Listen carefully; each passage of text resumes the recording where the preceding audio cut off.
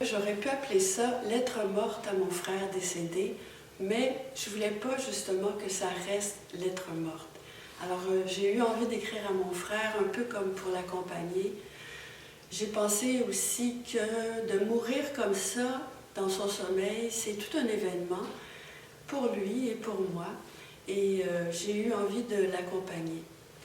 J'ai pensé aussi que les morts, une fois morts, ils n'ont rien à faire, alors un livre, c'est toujours bon. Alors le livre, c'est pour lui.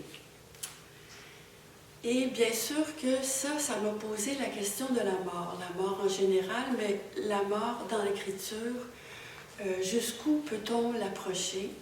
Je sais qu'il y a des limites, mais mon travail, c'est de secouer un peu les limites. Alors, ceci, bien sûr, à mes risques et périls.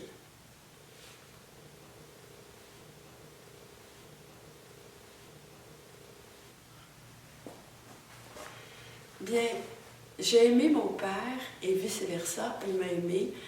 C'est sûr que ça a été pendant un bout de temps une relation difficile à cause de la maladie. C'est une maladie qui est très compliquée à comprendre pour les enfants et c'est une maladie qui mélange les enfants. Mais ceci dit, cela une fois surmonté, on avait une très bonne relation parce qu'il était quelqu'un qui adorait les arts et il faisait partie de ceux pour qui la recherche, qu'elle soit artistique ou qu'elle soit scientifique, est importante. Alors on avait une belle complicité.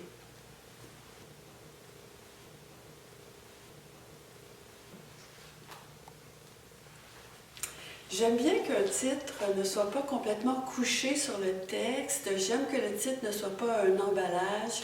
J'aime que ça flotte au-dessus du livre et que ce soit une phrase indépendante, un peu comme si la lecture du texte démarrait dès le titre. Alors ça pour le titre. Et bon. Montrer patte blanche, c'est du domaine des apparences, du paraître, et c'est un peu comme si j'annonçais que je n'en ai plus des apparences ou je ne veux plus jouer le jeu des apparences.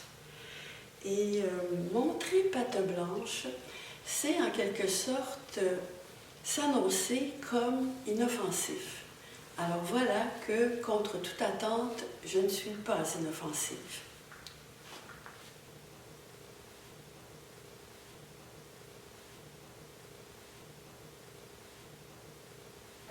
Alors, je ne sais pas d'où vous venez, mais moi, je viens de l'enfance. Mes origines sont dans l'enfance.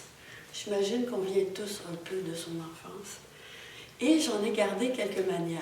Les manières de l'enfance, c'est-à-dire les questions à tout propos, le jeu, une extrême crédulité et, dans mon cas, une méfiance à tout casser.